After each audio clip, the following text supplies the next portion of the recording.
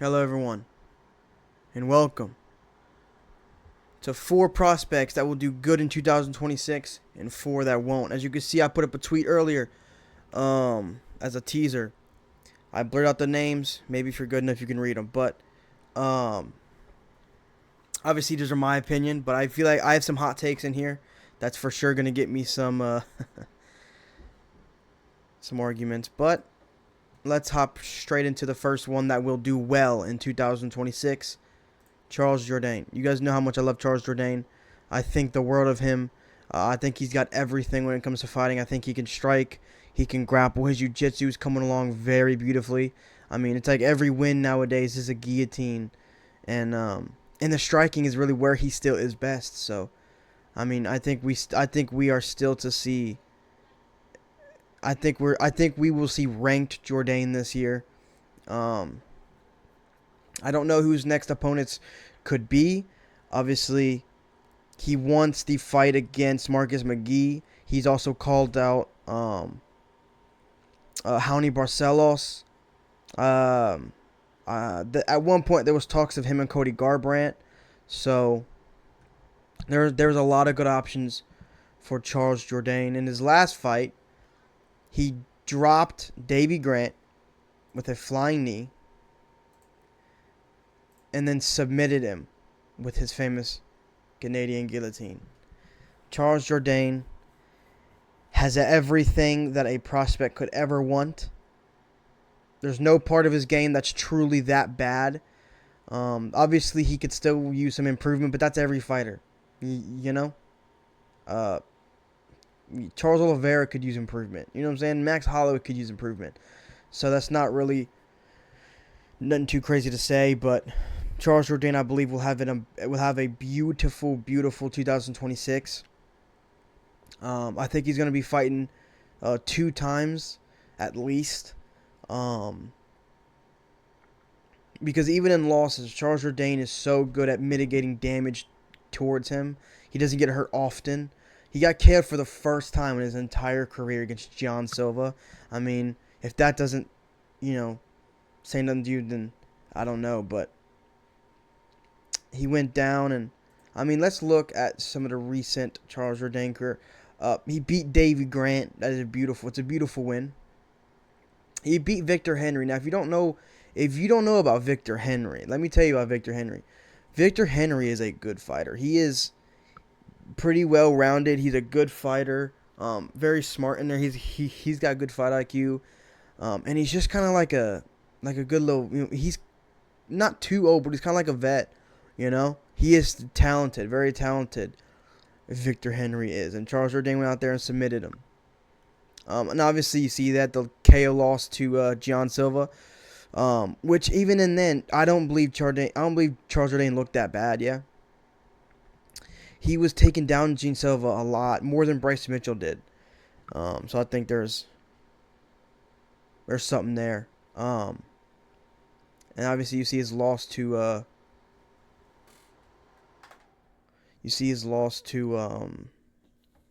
Woodson, who's an absolute alien. A very hard stylistic matchup. Isn't he like the tallest featherweight in history? I mean, you know. And then he gets another submission over Ramos. You know, Ramos ain't nothing too special. Beats Gracie. Lost to Wood. He definitely beat Shane Burgos. He definitely 100% beat Shane Burgos. Um, that was a robbery. But other than that, and obviously when you look at these losses, yeah, Gene Silva, Sean Woodson, um, Nathaniel Wood, yeah, most of these losses are because Charles Jourdain has always been a small featherweight. And now that he's down at 135 at bantamweight, he can really show his true skill set and not just be overpowered by some of these guys. Because some of these guys at 145 we're just size maxing him. So, but now I'm very excited to see Charles Jourdain in the bantamweight division. At the same time as his brother too. It's always weird to see something like that. Two brothers in the same division. I don't know how many other times that has really happened, but Luis Jourdain is really good as well, so I expect to see him do pretty well, but I don't know. what his schedule is gonna look like. But yeah, Charles Jourdain will do really well in 2026. No doubt in my mind about it. Um, Obviously, the Marcus McGee matchup is a very tough matchup for Charles Jourdain, but as someone who really enjoys the work of Charles Jourdain, I'm going to be looking for every reason I can to pick him. So, but yeah, Charles Jourdain is number one. Moving on to the second, who will do well in 2026, Quillen Salkild. Now, Quillen Salkild,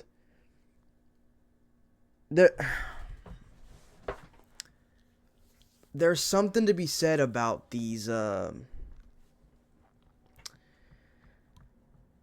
Australians, man. There's something over in the water over there in Australia where they just breed good fighters.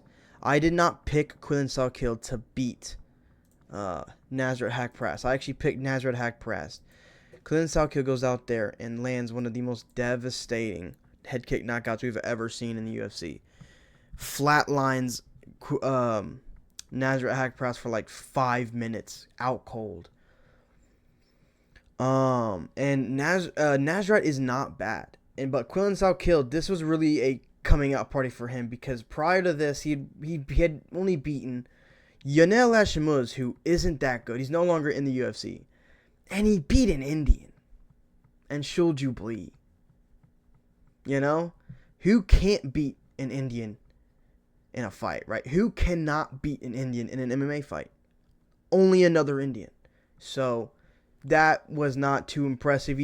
I will say though, I do think it was an early stoppage. I do think it was a very early stoppage. Quillen Salkild dropped him, but Jubilee immediately sat up, grabbed hold of the leg, and the ref just stopped it, not giving it any time to end Shul Jubilee. Now he wasn't gonna win anyway, but we have to see it. You know what I'm saying? And then Yanel Hashimuz isn't horrible, but he's just not that good. And it wasn't that good of a performance against Yanel Hashimuz. So I didn't have the highest hopes for Quillen Salkild. But then he goes in there and then he did what he did against Nasrat Haqparast. I mean, it was just beautiful. You really can't say anything more about this. It was one of the best head kicks of all time, and you know, I gave away my next one. Well, let's hop into it. Kevin Vallejos is another fighter that will do really well in 2026. I have very high hopes for us. You know, the thing about Kevin Vallejos is he's very short for the division, but he's so stocky. He's so in pause, but he's so thick. He's so wide with muscle, and he's so strong and powerful and very quick. And look at this. Look at this right here. He fought Gene Silva on the Contender Series. You could not ask for a more difficult Contender Series matchup. He lost to Gene Silva, but as you can see here, did better than everybody else, was only 21 years old. He has such a bright future. We've seen what Gene Silva has. All right, had to deal with something. But back to it. We've seen the work that John Silva's been putting on in the UFC. Comes in here, he beats, he beats a bunch of guys. You know, he has Drew Dober, he has Charles Jourdain, Weston Wilson. He's got Melsik Baghdasaryan. And then he's been facing guys now like Diego Lopez, who's fought for the belt and fighting for the belt again. John Silva's with the Fighting Nerd. Well, I don't think he is anymore, but you get what I'm saying. John Silva is good. He is really good. And for Kevin Vallejos to have the kind of performance he did at 21 years old against John Silva shows that the kid is talented, and he's very, very, very good at fighting, and he has a very bright future. And his last fight, coming off of a nasty KO off of Giga Chikadze, first time that Giga Chikadze has ever been KO'd in his entire career. Absolutely nasty. Just follows him down and beats him up. Spinning back like forearm, puts Gige down and then just elbows him out cold. It was like 2, 3 nasty elbows there against Giga Chikadze. Absolutely vicious. I mean, nobody's done this to Giga Chikadze, and Giga's fought some killers. He's fought, he's fought Calvin Kattar, who beat his ass. He fought Edson Barbosa. He's fought Arnold Allen. This guy has fought really good competition, and he's had a downfall recently, but Gige was ranked, and because of this, now Kevin Vallejos is ranked, and now Kevin Vallejos is just much closer to that Gene Silva rematch that he wants, and much closer to the title picture. Now, as for Kevin Vallejos becoming a champion ever, I need to see a bit more, but I do think he's going to have an amazing 2026. I think he beats a lot of ranked guys at featherweight. And I just think I think that he's very young, and he strikes me as the kind of guy that every fight going forward we're going to see massive improvements. So I really do see a lot of good things in 2026 for Kevin Vallejos. Very short, stocky, quick, powerful guy. Body shots galore. I mean, he's so good. And if you look at his record, yeah, he's only had 3 fights in the UFC. He came in and he KO'd Sung Woo Choi, I believe his name is. And then he beats Danny Silva. Now, Danny Silva's not bad, but I did think that Kevin Vallejos was going to get a knockout here, but he didn't. But then he goes and gets a knockout against Giga Chikadze. And you just see each of these fights, one after another, you see improvements each time he steps in there. And I think that's going to continue, to be honest. I think he's going to continue to get better. So, yeah. Moving on to the next and last fighter that will do really good in 2026. Chris Padilla, man. The lightweight that nobody is talking about. We need to give Chris Padilla some spotlight. We need to give him his flowers. This man has been killing it in the lightweight division, and nobody's talking about it. He's coming off of a massive TKO win against Ismael Bonfim, in which I predicted this perfectly. I think I said Chris Padilla round 2 TKO. I believe, he was destroying his legs, if I remember correctly, destroying his legs. And dude, Chris Padilla's good, man. I know he's not the youngest, but he's a prospect. He's up and coming. He is good, man. He is good. Very dangerous, powerful, good striker.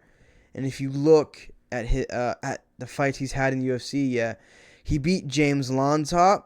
Not only did he beat James Lonsop, but he did it a lot better than Mauricio Huffy did. And then he beats Rong Zhu by a TKO doctor stoppage after kind of putting a beating on him and creating a cut that would get the fight stopped. He then fights Jai Herbert, beats Jai Herbert up. This was not a close one. Chris Padilla looked really good here against Jai Herbert. And then in his last fight, beats Ismael Bonfim. He's undefeated in the UFC. What's his record overall? 17-6. But he's coming into his own. But yeah, Chris Padilla was really good. I see a bright 2026 for him. He actually follows me on Twitter. Shout out Chris Padilla. I appreciate the follow. He's super cool. Ignore my PlayStation. He's super cool. And he's such a good fighter. He has nasty leg kicks. He has nasty overhands. He has elbows, nice elbows. I believe it was an elbow that cut up Rong Zhu, yeah. He just throws with nasty intent, and nasty intent always follows. And he's so durable as well, so I do see a bright 2026 for um, for Chris Padilla. Now, before we move on to the fighters I think will have a bad 2026, let's throw some honorable mentions. Calway Fernandez is really good. I think he's gonna have a bright 2026. Who else do I think is gonna have a bright 2026? Fares Ziyam, obviously. Fares Ziyam is gonna have a really good 2026. Fares Ziyam wasn't too good at the start of his career, but man, he is really leveling up here recently. Just got a TKO finish, and he's looking really good. And Islam Dulatov at 170. Islam Dulatov is young, like 26, I think, coming off of a first round KO of someone that took Michael Morales 3 rounds. So there could be something there. But I think that Islam Dulatov, hopefully his modeling don't get in the way, because if it does, then he might not have the greatest 2026. But I think Islam Dulatov is really good, very dangerous striker. He's a finisher, and whenever he comes back, I bet you he'll finish whoever they put in front of him. But yeah, Calway Fernandez too. Calway Fernandez has some of the nastiest leg kicks in the UFC because he used to be a soccer player, I believe. Yeah. Calway Fernandez used to be a soccer player, so he has developed just really nasty leg kicks after learning how to use his legs to move around and kick a soccer ball and all that. So, I mean, I really don't know who's going to be able to deal with the leg kicks of Calway Fernandez. He got a leg kick TKO in his last fight against that one Cage Warriors guy. I know his name, but it's just not coming to my head right now. But yeah.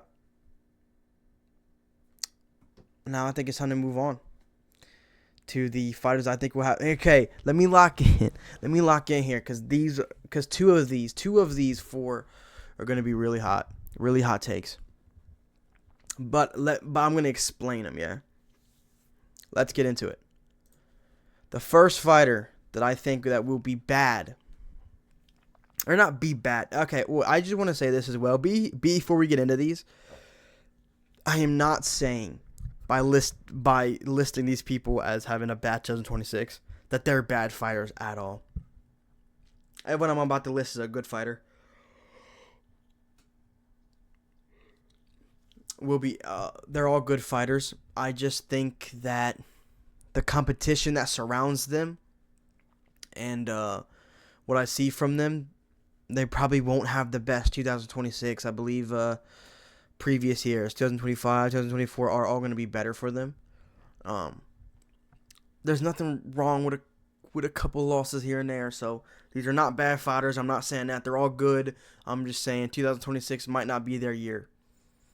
First one.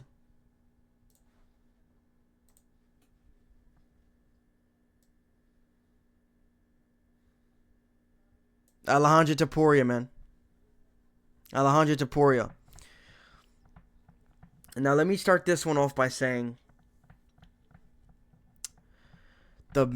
not the main reason, maybe the main reason, if not the main reason, a massive reason that I don't know if I see Alexander Topuria being that successful is because he does kind of look like a copy and paste of Ilia Topuria, who obviously could arguably be the best fighter in the UFC right now. And when you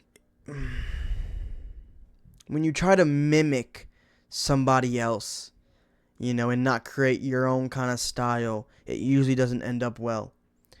And if I'm wrong about this, if Alexander Topuria developed that style first, then so be it, I'm wrong. But doing my research, I didn't find that out at all. And Alexander Topuria, I know he's a bit older, but less successful. I think there's a reason he's been less successful. He has a loss as well. Let's not forget that. He does have a loss on a record. He is not as good as Ilia. And I think a lot of people are just saying, oh, he's going to be good because he looks and fights like Ilia. But he is not Ilia. He is not Ilia. And I've seen enough from him in his 2 fights in UFC that make me think that he won't be that successful. Let me start off by saying Colby Thickness is absolutely awful. I think Colby Thickness can't fight to save his life. I think he's a horrible fighter. He is young as well, but I don't think his hands are good. I don't think his grappling is that good. I don't think that Colby Thickness is that good. And not only did Colby Thickness look kind of decent, honestly, against Alexander Topuria, but it was a somewhat competitive decision where, yes, obviously Topuria won, but I just was not impressed at all by the performance by Topuria considering the competition. I don't think Colby Thickness is good. And he almost lost to Josias Musasa right after this, who I also think is a horrible fighter. And neither should be in the UFC. Now to be fair to Alexander Topuria, I do think Bekset Al-McCann is really good. And I did pick Bekset Al-McCann to beat Topuria here. So this definitely was a bit of a shock to me, and I was very impressed with Alexander Topuria. And he did look good here. There's not really much negative to take away from this fight. But again, I think it just comes back to the mimicking of Ilia Topuria and having a loss on his record and clearly not being as good as Ilia. And I just feel like, and again, maybe it could just be me, and this could be the dumbest take I've ever had, but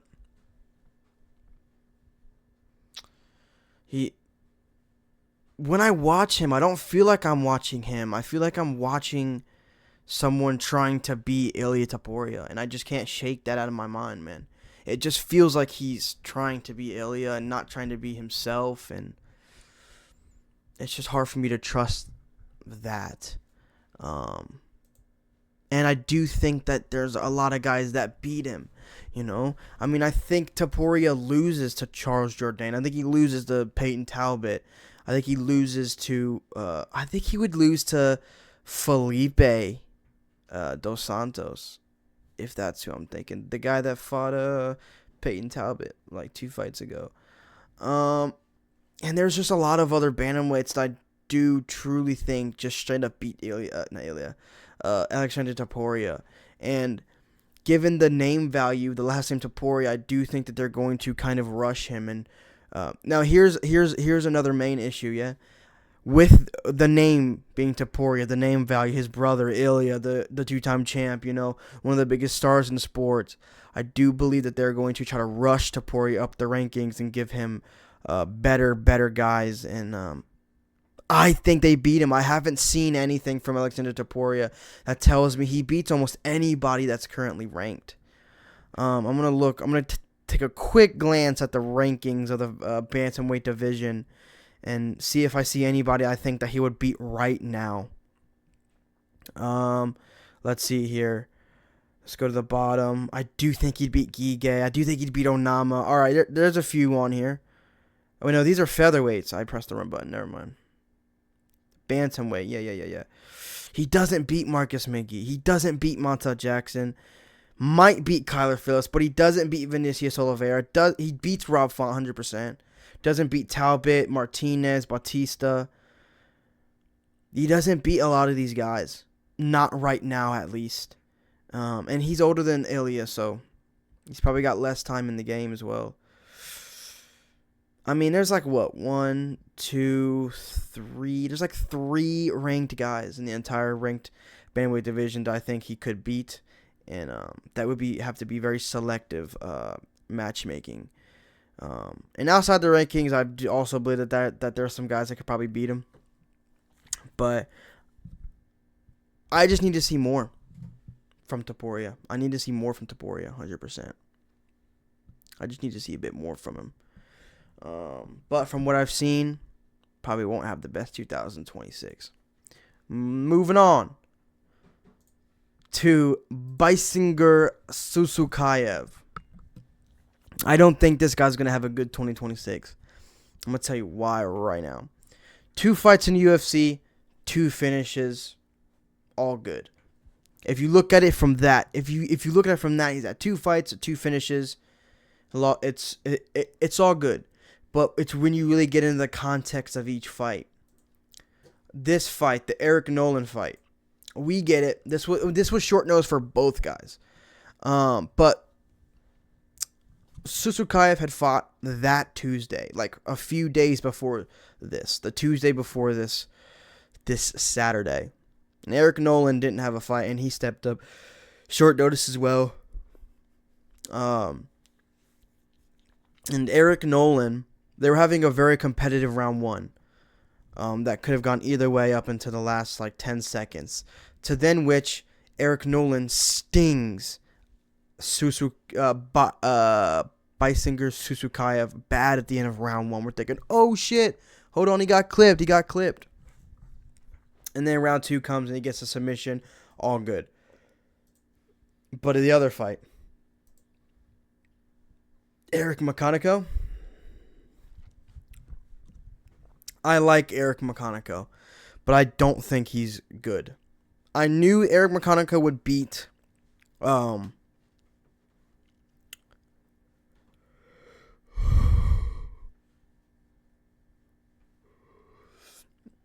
did he beat? Cody Brundage. I knew he'd beat Cody Brundage because Cody Brundage is awful.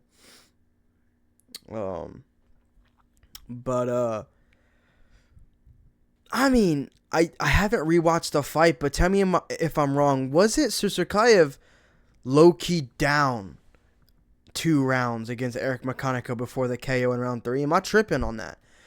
If I'm tripping on that, and if I'm wrong about that, feel free to tell me in the comments. Because I haven't rewatched it, but I feel like I remember watching live and kind of thinking man, Susukayev is about to lose to Eric McConaughey. This is crazy. And then he gets the finish. But if he wasn't up 2 rounds, it was definitely 1-1 because Eric McConaughey definitely won a round. And I definitely remember thinking, ooh, Susukayev doesn't look good here. Eric McConaughey's taking over. But I will say, if both of the 2 fights that you had in UFC where you won had a comeback narrative about it at all, it just doesn't really bode well for future fights, especially if you get higher in competition. If you're losing a lot of your fights all the way up until you get some sort of comeback finish, as you go higher in the rankings and the skill and all that, some of these guys won't let you have that comeback finish. So I feel like Susukayev, after watching these 2 fights and some of his previous ones, I feel like when the competition gets harder, I feel like I can't trust this guy to level up his game to match his up in competition and win. So I don't know who Baisinger Susukayev's next fight is going to be against, but I won't be surprised if they beat him. Considering that they are better than Eric Nolan and Eric McConaughey. Assuming. Which they should be. You shouldn't beat these guys and then fight somebody in your 3rd fight who's worse than them. But favorable matchmaking does happen sometimes. But I don't think that Susukayev is anything too crazy, though. I don't think he's that fast. I don't think he's powerful, but I would like to see that power against someone better than McConaughey and Eric Nolan before I really judge his power in comparative to everybody else. But I don't know. I feel like I can't trust Susukayev after watching these 2 fights. I don't think he's going to be too good. Moving on to the next one. Elvis Brenner. Elvis Brenner is 28, 29?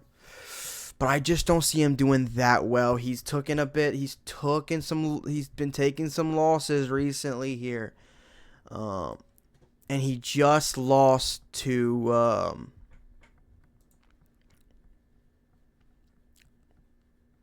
I can always think of these guys' names off camera. But on camera, I blank. Esteban Ribovics. He's coming off a loss to Esteban Ribovics, who's really good. An honorable mention, could be a really good fighter in 2026. He's just a bit inactive, isn't he? I feel like he's a bit inactive, but But if you look at the career of Elvis Brenner, I mean, okay, a loss to Esteban Ribovics. Didn't get flatlined, which is a bit impressive. TKO'd against Joel Alvarez. Lost to Mektebek Oralbai. Lost to... Oh, no, he beat whoever... I don't know how to say that name.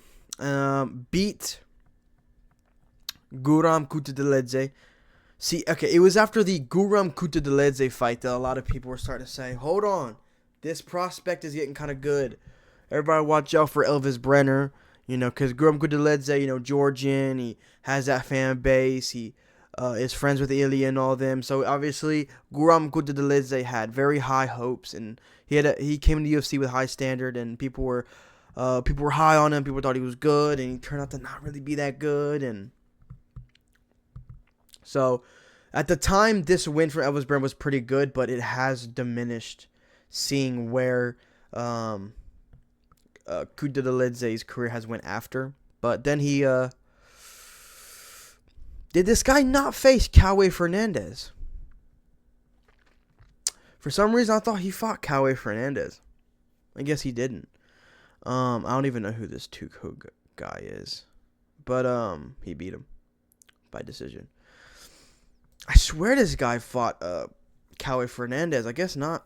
Guess they never crossed paths. But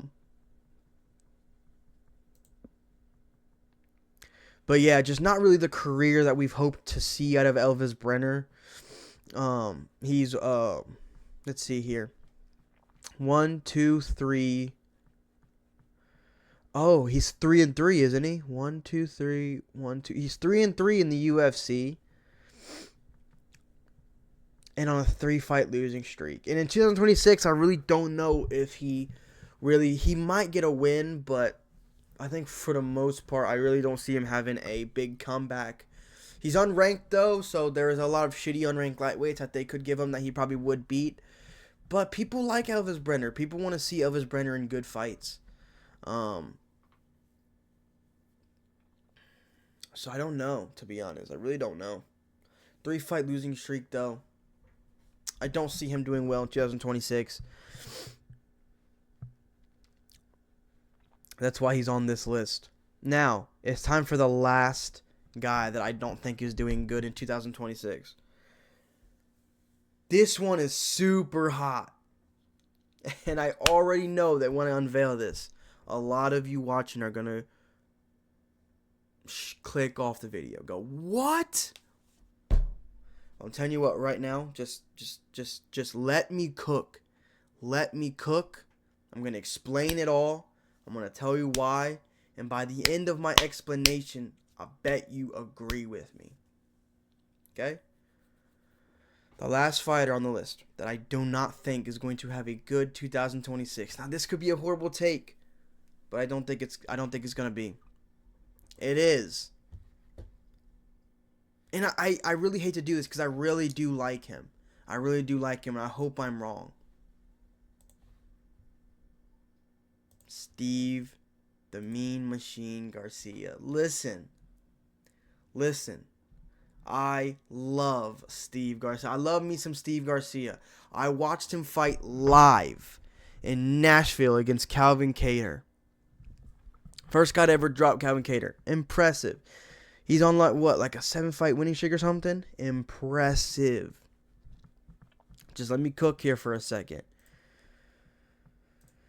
Yep, there's a picture from his fight against Calvin Kattar. Let me cook here for a second, okay? Let's go through his career a little bit before I unveil exactly why I think.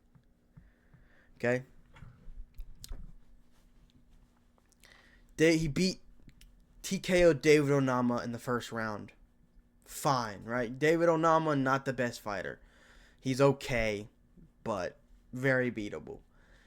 Calvin Kattar, very beatable and unfinishable, but beat Calvin Kattar. Finishes Kyle Nelson. That's pretty good. finishes Sungwoo Choi, beats Melquizel Costa. This is actually a really good win, especially by finish. Melquizel Costa is someone that I um, heavily debated putting on this list as someone to have a good 2026. But I'm just gonna leave his career up to what he does, I guess. Um, that's good though. Beat Nerdy and Mbeke, obviously. Where's his loss at? Where's his loss at? Okay, beat Chase Hooper. This was a very good dominant win. There it is, Mahashate. Mahashate beat him, KO'd him in the first round. And this is also something I'm gonna use this fight. I know it was a bit ago. And he's on a 1, 2, 3, 4, 5, 6, 7 fight win streak here. I know he's on a 7 fight win streak. But I'm going to use that fight to justify myself a little bit here. You know what? I'm gonna actually try to pull something up, but let me actually try to not show anything else on screen here as I try to do this. Let's pull up the rankings here so I can get a better explanation here for this. Where is the featherweight rankings? Right here, featherweight rankings, right here. Can I fucking zoom in on just the featherweight rankings? I don't want to show the rest of the rankings. I only want featherweight, man.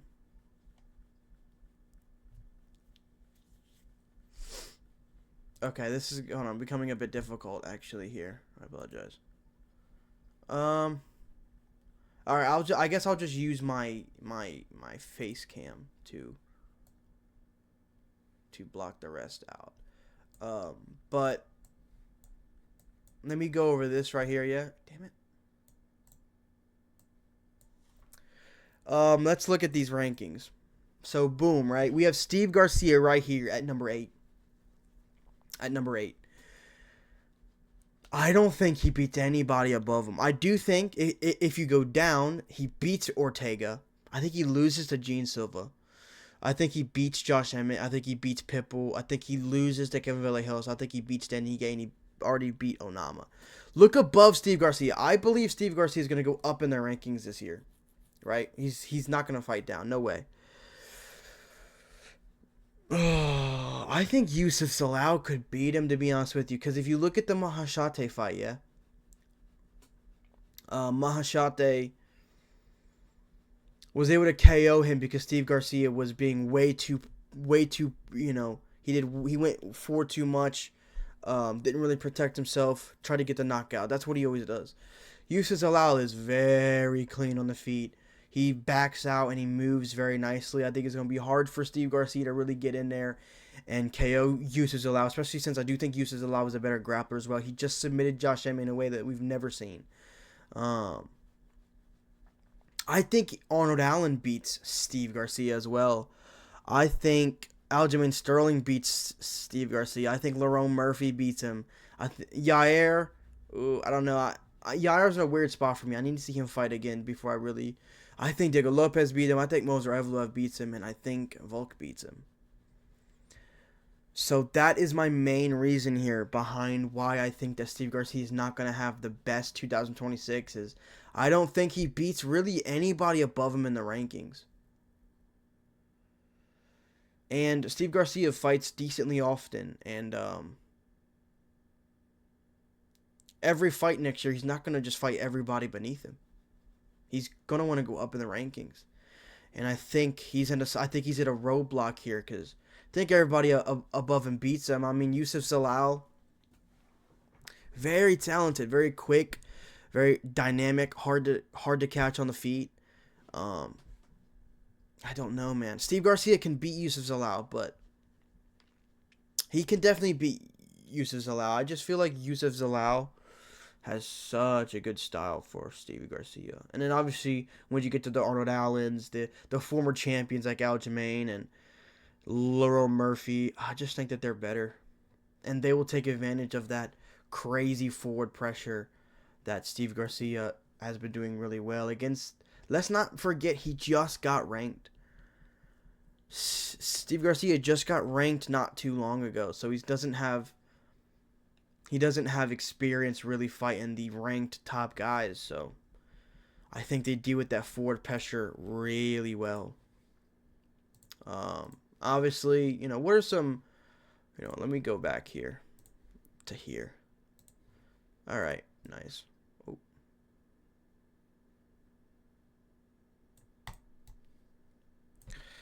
And then obviously some honorable mentions of other fighters I think that won't have the greatest 2026. Eric McConaughey, we just saw him earlier.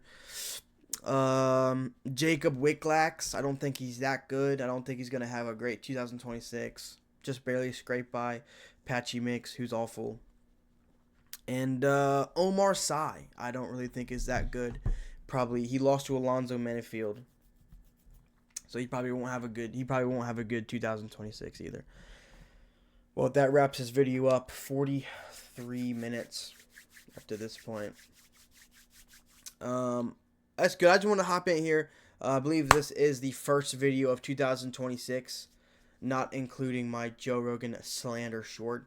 Actual video. This is the first one of 2026, and it's my prospects. I think will do good, and it will do bad in 2026, and obviously with some reasoning. I can't just come on here, list names, and say I'm right without explaining myself. So, appreciate you guys if you watched all the way through.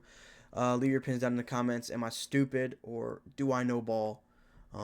Let me know. I don't know when the next video will drop. It honestly probably will be the Pimblett versus Gaethje predictions video, but yeah.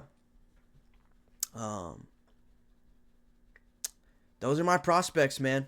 Good and bad, with some honorable mentions. Let me know what you guys think. Appreciate you guys for tuning in, and yeah, bye.